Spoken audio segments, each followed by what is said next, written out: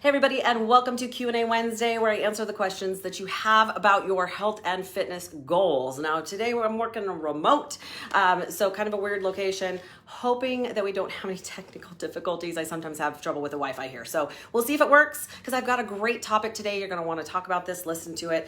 Most of us have this issue. We're going to talk about whether or not you have an unhealthy relationship with food. One of the biggest fallacies of trying to get healthy is we all think that it's just physical. We're just struggling with making sure we're eating the right things, and we don't think about that there's a whole other aspect to getting healthy, which is mental and emotional health, and that there's a big part of that that's going to help you be successful if you really tackle that. So we're going to talk a little bit about that. We're going to talk about the emotional cycle, and what some things to do about it, because of course it's a tough one, right? And I would say that a good portion of my clients have issues with this, as well as I do. I have, for a lot of my years, I've had an unhealthy relationship with food. So let's delve into it. Again, I'm kind of in a weird location today, so bear with me, hoping I don't have any issues with the Wi-Fi. So fingers crossed. Okay, so let's dive in. So one of the things that happens in our lifetime is we really do create some habits based around what we've experienced in our life. And so if you've ever, we look at food, we call it comfort food for a reason, right? We ate it, maybe we fell down. And so, when something would happen, our parents would give us ice cream, or, it was one of those things that to make us feel better, they would get us food. And so part of it's a learned experience, part of it's just an emotional attachment. And there's also some physiological things that happen when we are feeling not so great for whatever reason that is. So let's really quickly talk about the definition of emotional eating, because that does happen. Most of us know it. I call it eating my feelings, and even I do it, right? I'm not immune to some of those things that happen. So the definition of eating, for emotional eating, right, is that it's eating in response to negative emotions or stress, consciously or unconsciously. It's occurring when undergoing a stressful, uncomfortable situation, or sometimes when you're bored. And that is my issue. I find that when I'm either really stressed out or I'm bored, I tend to want to put, food in my face. So that is part of it. Most of us are looking to soothe our feelings or on sadness, loneliness, anger, or fear. Part of it is it's partially we self-medicate, and we're trying to self-regulate our mood with food. So there's partially a physiological situation there. When we eat those comfort foods, it releases dopamine, right? And we're looking for that feel-good hormone. We like that spike, that boost. We kind of see that now with a lot of the social media situations where, you look on there because when you get that like, you get the dopamine release. It's a long-standing one when it comes to food that we tend to have that issue. And so we like that. We're looking for that next release of dopamine, and we know that those comfort foods are going to offer that. So really quickly, I want to talk about the things. So really it kind of comes to something that's tied with emotion, right? So when we were kids, like I said, we fell down and got a scrape, and then we were given some ice cream or something like that, or even things I remember as a kid that were really amazing memories. I remember going to drive-in movie theaters, and so the things that we would eat were part of that.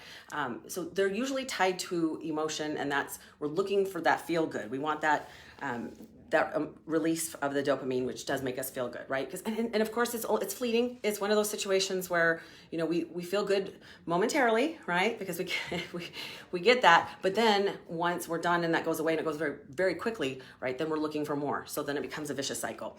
So usually it's tied to some sort of comfort, whether it's from trauma. It's usually from some sort of memories. What happens is an emotional cycle, right?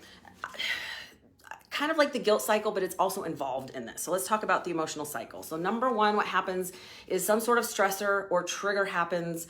And so of course, then number two, turn to food for comfort.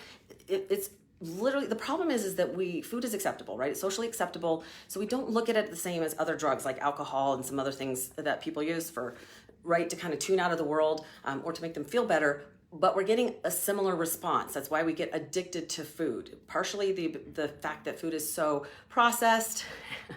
And again, it lights up the same part of our brain. Well, sugar does light up the same part of our brain as certain drugs. So keep in mind that that's what we're looking for. We want to feel better. Unfortunately, it's a temporary feeling. So this is number three, temporary feeling of relief. Then number four, we start to develop feelings of guilt based around that, and sadness. And then number five, repeat, right? So it becomes this vicious cycle.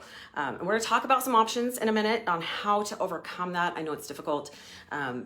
First of all, I think we really need to know the difference. We need to be able to recognize the difference between physical hunger and phantom hunger, right? So physical hunger really kind of comes down to how I tell the difference is what satisfies it, right? If vegetables will satisfy it, usually it's a deep, achy feeling in your stomach. You're kind of like, oh, it's a physical feeling, right? And what will solve it is anything healthy, vegetables, something that's a whole food is just fine. You're just trying to get rid of that feeling.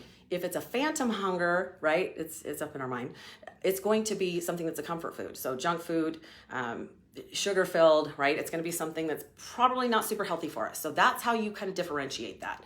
Sometimes we know that it's a phantom hunger, but what do we do about it? That is part of it.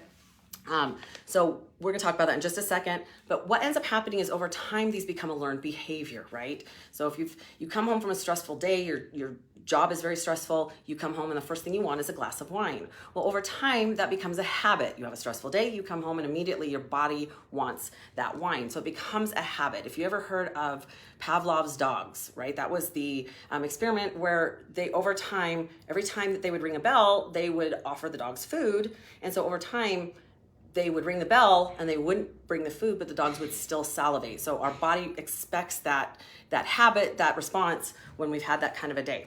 So tips. All right. Now I got a lot of good information. I do have a really good book at home. I'll have to post it. I didn't bring it with me to the gym where I'm at right now.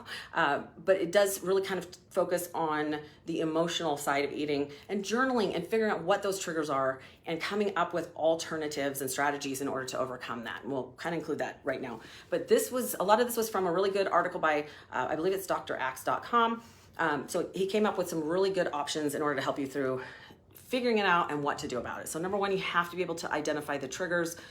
What sets you off? Is it stress? Is it sadness? Are you bored? Like, figure it out. It might take some journaling, right? You have to track things. You cannot manage what you don't track. So if you can figure out what is setting you off, that's part of the battle.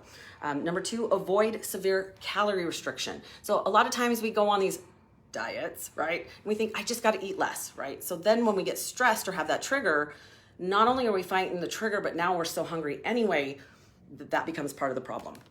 Number three, pay attention to your body. Sometimes just even knowing not just how you feel, but whether or not your body can really handle it. Like over time, as you start to eat healthier, you'll start to realize that some of those foods after a while don't taste good, they don't feel good, they don't give you the response that your body needs.